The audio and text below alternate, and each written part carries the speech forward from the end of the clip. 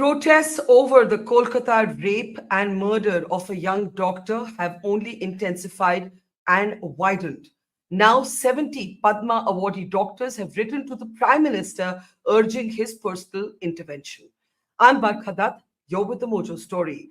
Our focus continues to be, as it has been relentlessly through the week, on the horrific rape and murder of a young doctor at the RG Kaur Medical College in Kolkata.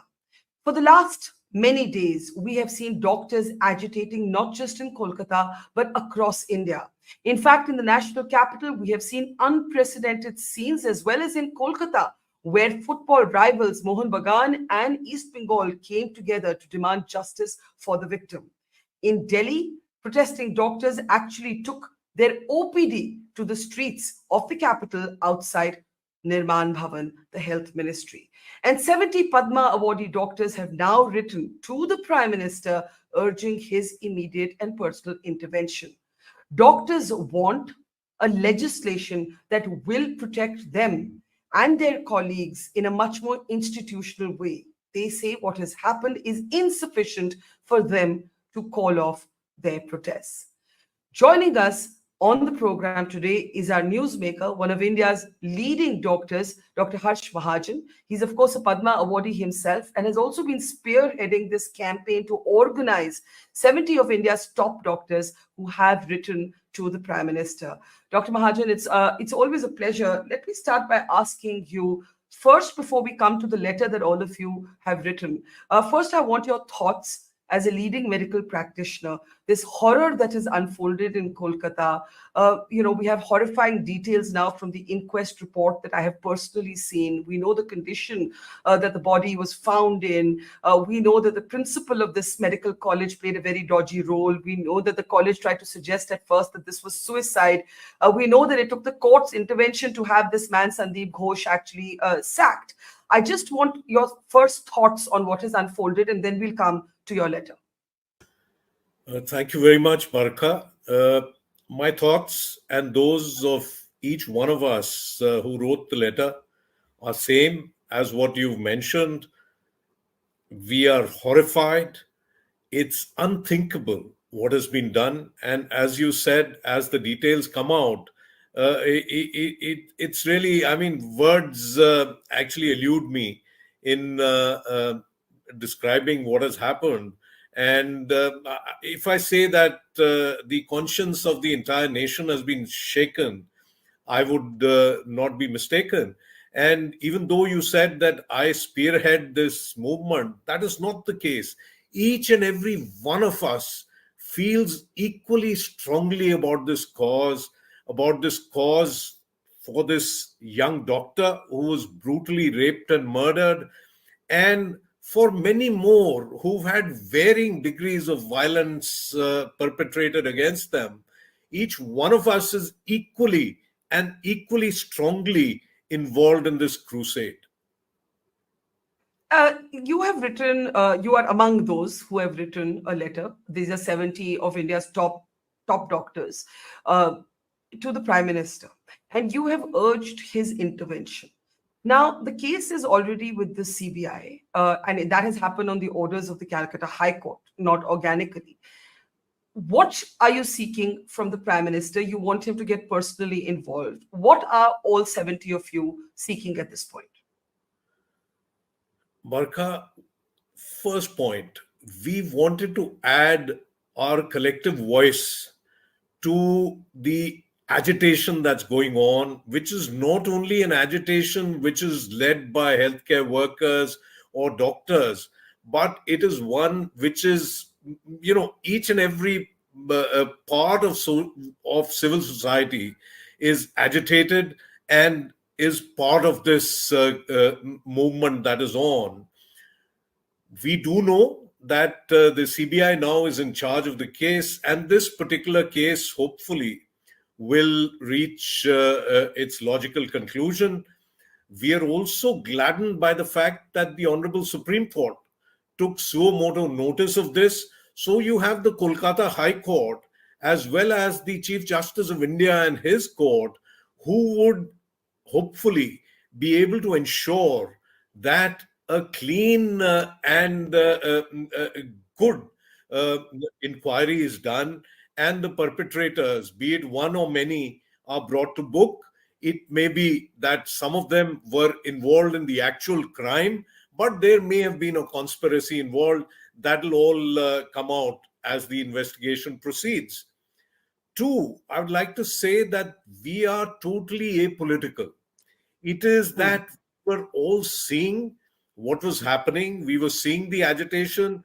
All of us were part of the strike, that India-wide strike that happened in our own small way. We participated in it, but Hmm. it was on Sunday when actually some of us talked about this and said that the country has given us so much honor, bestowed the Padma Award honor on us.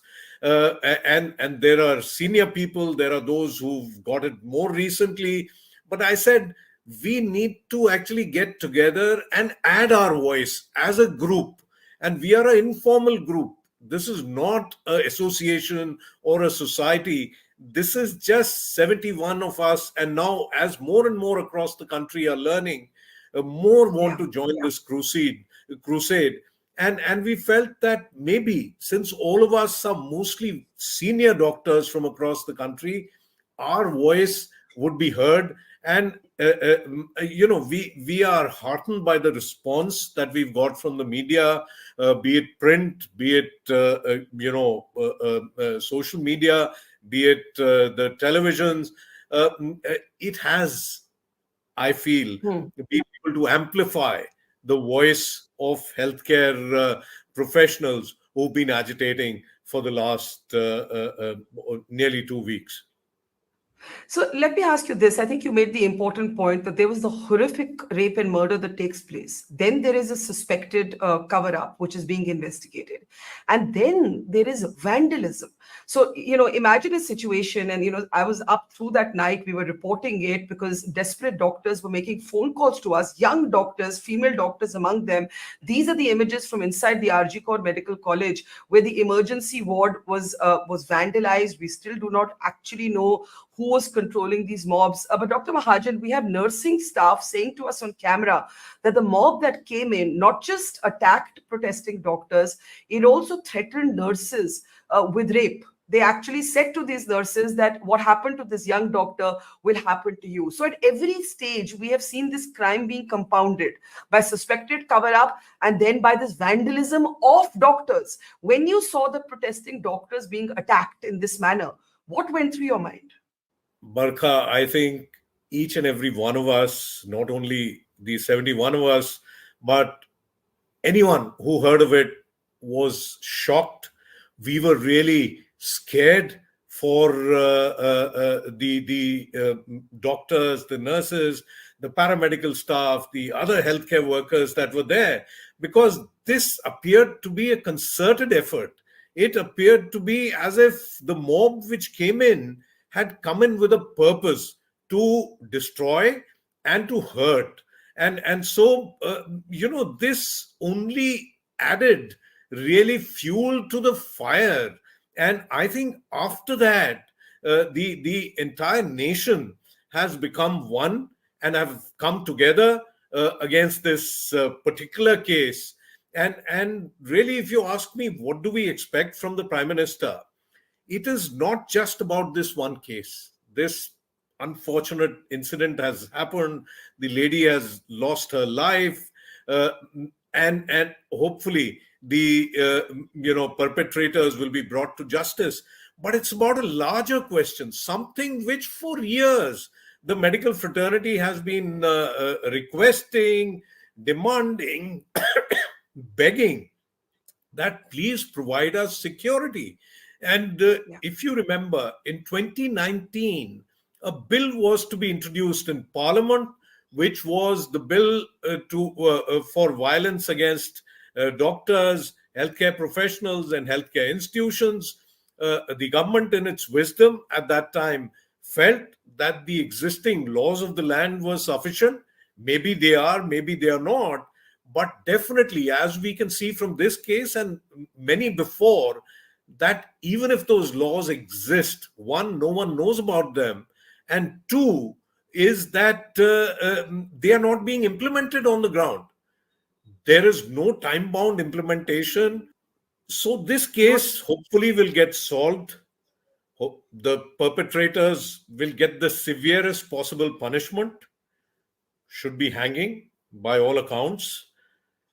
But what we want is to address the larger question. And that's where we hope Prime Minister Modi can actually play a stellar role if he were to take personal interest in this matter.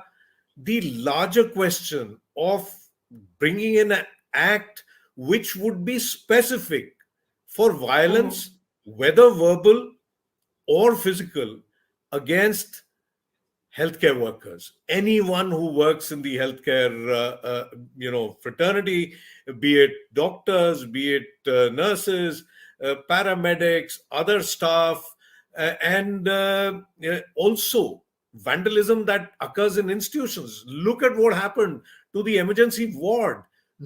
I mean, these people didn't think that other people who fall sick and will come to the emergency, they also need care, even though these doctors were on strike, but they were still seeing emergency patients. Yeah. Surgeries were happening, Yeah. emergency treatment was being given. So we hope that with Prime Minister Modi actually getting involved, this law would come into being at the earliest, and that it would be a harsh law. Otherwise, who would want to send their child to become a doctor? To get beaten up, to get killed, to get raped, and we work at all time of the day and night. And you know what the facilities are like in these hospitals. Girls even don't have separate changing rooms. They don't have rooms where they can actually rest. Many of them work 24 to 36 hours. And at times one is on a treadmill. You just snatch a few minutes in between and go and rest, but there's no safe resting place. Your hostel is far away from the hospital. Remember, most of these residents are those who've done their MBBS and after that are doing a specialization. And this was a young girl who was doing a specialization in chest medicine, in pulmonology. So Yeah. the idea of writing this letter, apart from adding weight to the agitation that's already on, was that hopefully the powers that be may hear us, because we are senior people.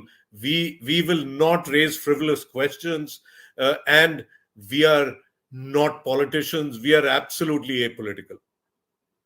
A final question. I'm so glad that you've expanded this to the larger issue of the safety of healthcare workers, because even while these protests are on, we've had a doctor attacked in a Mumbai hospital by a patient who was drunk and the relatives of that patient. So it's good that you flagged this. But one of the very debated responses of the Mamata Banerjee government has been, oh, let's avoid giving night shifts to women doctors. Women doctors are saying this is not what we asked for. We want to compete on the same footing as our male colleagues. We have every right to have a full working hours just as our male colleagues. We are asking for those hours to be safe. So I think it's also important to say the answer is not to keep women out of certain spaces when women are making such strides. So just wanted a last thought on that. Yeah, if you see the NEET exam and look at the results, nearly 60 to 70% of students who are becoming doctors are girls. They are women. Yes. And Yes. so, how can you, I mean, say that we won't put them on night duty? Who's going to work? Yeah. I mean, we Yeah. might as well, shut our hospitals. Uh, uh, Yeah. this is, I think, not the correct way of looking at things. One, we need to bring society to heel, and if they don't on their own, then there have to be harsh punishments, specific laws which make them come to heel. And secondly, uh, we talk of Nari Shakti. When we Yeah. talk of that, and then at the same time, what about nurses? Most of nurses are women. Will you not have nurses also in the hospitals? Yeah. You have paramedics who are women. It's that is really no argument. But what we need is security, safety. Ultimately, unless we feel secure, we feel safe, how can we treat patients? Ultimately, it is suffering patients coming to us whom we have to look after. And if our own safety is not looked after, and we are under stress and tension as it is, I can tell you, Barkha, when a patient misses one heartbeat, the treating doctor or the nurse misses two or three. That is the kind of tension we are under. And on top of that, if security is going to be an issue, which we've been, talking about for ages now, I think time Yeah. has come when this needs to be sorted out. Before we let you go, if there was one word you would use to describe the mood in the medical fraternity today, what would that word be? Anger, sheer anger. We I are think not there that's just because we decided to become doctors. Most of us were in the top half of our class, and we deal with empathy, sympathy, talk softly. That doesn't mean we can be taken for granted, and that you can push us around, beat us up, and we will not retaliate. That is going to come. Just imagine if doctors around the country were to call a strike and not look yeah. after emergency patients for 24 hours. We will never want to do it. Don't push us to that limit. Yeah. Absolutely. I think that's very well said. And the other thing that you said that stays with me is like this, who will send their children to be doctors. This woman doctor who was killed in Kolkata came from a lower income family. Her parents, ran a small tailoring shop. They put everything they had to make their daughter a doctor. And then, as they say, their daughter was killed in a shroud of lack of transparency and many, many mounting questions. Dr. Harsh Mahajan, one of the 70 Padma awardees who has flagged this issue now to the Prime Minister to lend his voice, their voice, to the growing chorus of agitation in the country. Thank you so much. Always a pleasure talking to you. Take care. Thank you very much. Thank you. It's great to see you here. Thank you for watching our work. If you haven't subscribed yet, don't forget to click the bell icon and subscribe to Mojo Story and support independent, robust journalism.